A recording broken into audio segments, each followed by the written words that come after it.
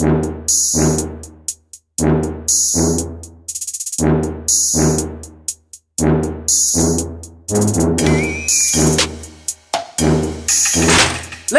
cooking. Hey y'all, Chef K here, and I am going to show you how to cook fried rice the right way. Yeah.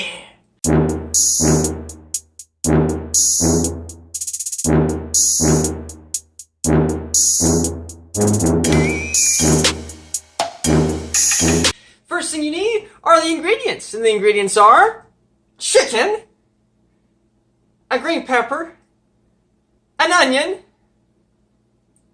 rice, and other stuff too.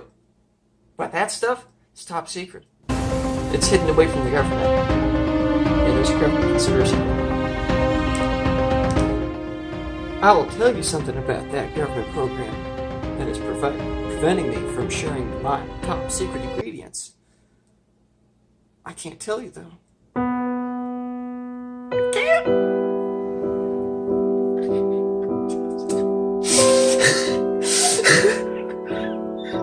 But no, seriously, I'm going to show you how to do that cooking. Ooh, yeah.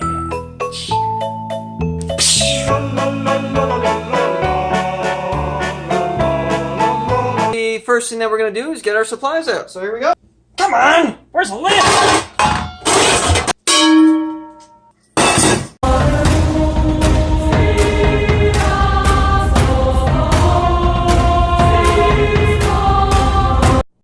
Okay, got everything there. What I'm going to be using, right down here, a large skillet, smaller skillet,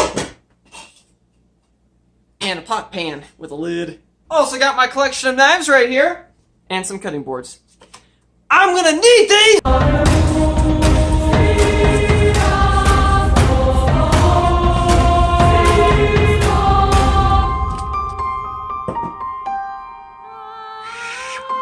I would have used a live chicken instead of pre-made chicken or pre-cut chicken.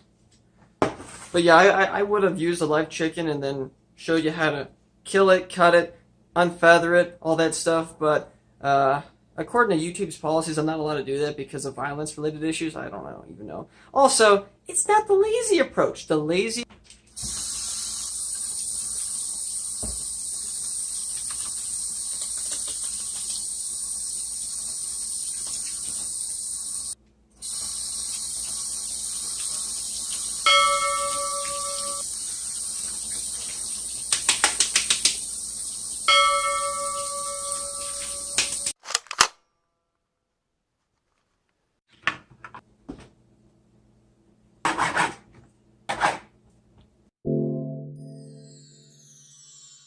By the way, while cutting chicken with a knife, don't accidentally cut your throat.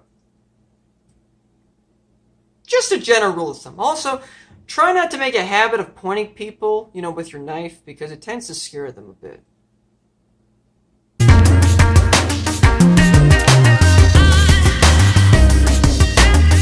I just got done cutting the chicken. Now it's time for the rice. Due to branding issues, I can't explain to you what kind of rice it is, but I will say that it rhymes with when it bites. That's the kind of rice that I'm using. And what I'm going to do, I'm going to add 4 cups of rice, 4 cups of water. I'm going to boil the water, and then once the water reaches a boil, turn it off, take it off the burner, and then I'm going to add the rice onto it, and then put the lid on top, and then I have to wait 30 minutes until the rice is ready. Waiting for the white rice to boil, I'll do some other stuff.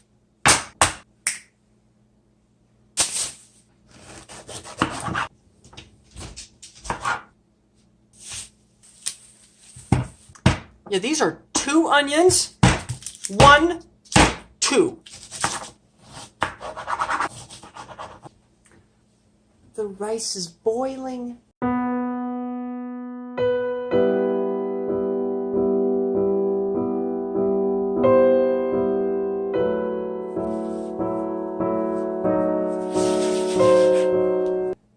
onions and green pepper. Chicken! I decided to add another component to it. Eggs! I'm going to add scrambled eggs into the fried rice. It's a really complicated process. And since I'm going to be making scrambled eggs, I need another skillet. This will work just fine.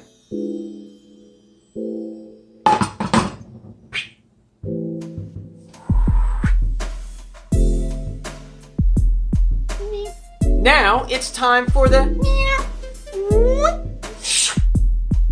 chicken. Now, if I was a real chef, I probably would have marinated the chicken and let it marinate in the refrigerator for like 30 minutes to an hour. If you don't know what marinade is, Google it! You klutz. Instead, I'm going to take a shortcut.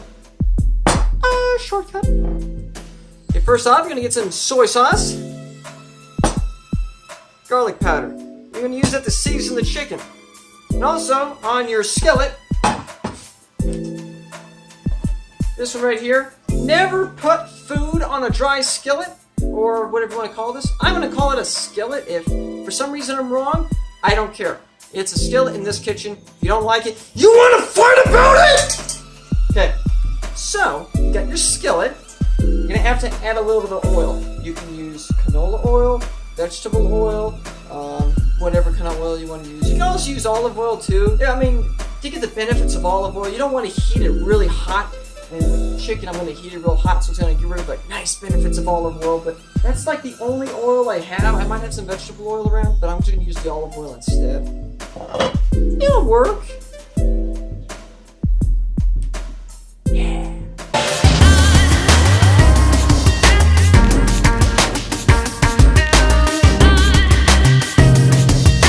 I have my spices like right there and my chicken right there. You want to have your stuff like right next to where you're going to be working, and I'm going to wait for this to get hot. How you test it to be hot, there's two different ways. One way, I will say that is the best way, the other way is not so good. The not so good way is to put your hand directly on the skillet to see if it's really, really hot, and if you get third-degree burns, well, that's why you don't want to do it. Instead, you just want to put your hand over it. If you feel it's kind of warm, you just want to put your hand over it. If you feel it's kind of warm, and if you lift it up, you can move the oil around real easily. And if you lift it up, you can move the oil around real easily. It's warm enough so that you can, as the oil easily spreads, you can then add your chicken. Had to give it a little encouragement. Wash the plate. Sorry, I couldn't show it to you. My hands were tied. You will need a wood spoon for good luck. Just get it spread around like that. And now you have to use a spoon rest. The previous plate will work just fine as a spoon rest. Spoon rests are an essential thing that every single household needs. I really can't stir the chicken while also holding this camera. Excuse me. There's a secret way of how you stir the chicken. You kind of stir it around. It's actually not that hard.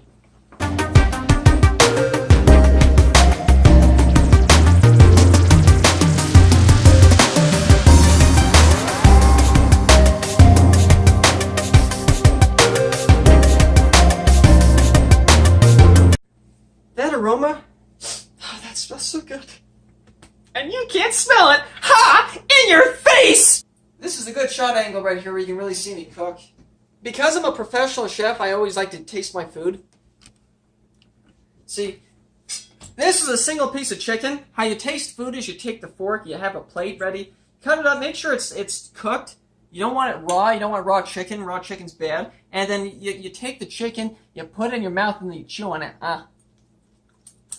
Hey, there you go. That's good. And that's how you do the tasting mechanism when you try to eat chicken. I need some water. Now it's time for the eggs. Yeah. Once again, olive oil. the best kind of oil at a crap mart near you. Due to the fact that it's going to probably take me longer than I think, I'm going to do a time lapse.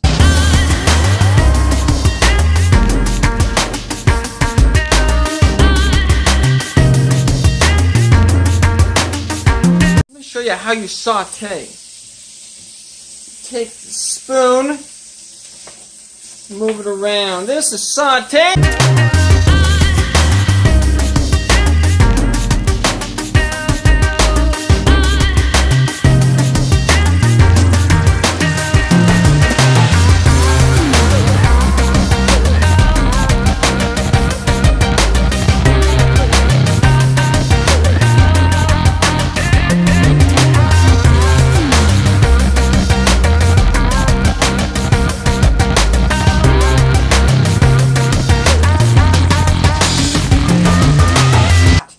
I have to taste this.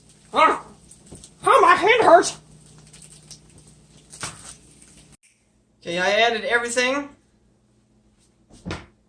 Do that right over there. And that's basically it. Now you can change it up a bit. You can add some soy sauce into the mix, maybe add a little red wine or whatever, or add other kind of magical ingredients and stuff. I try to keep it kind of simple. The thing is, you can add salt and pepper to it if you want, but basically everyone that eats this has a different taste for it. Some people want to add soy sauce, other people don't. Sometimes you want to add salt and pepper, other times you don't. Sometimes you want horseradish on there, other times you don't. That's why I keep it simple, so that the person that's eating it can make the decision on what's good for them. Well, that's it, everyone.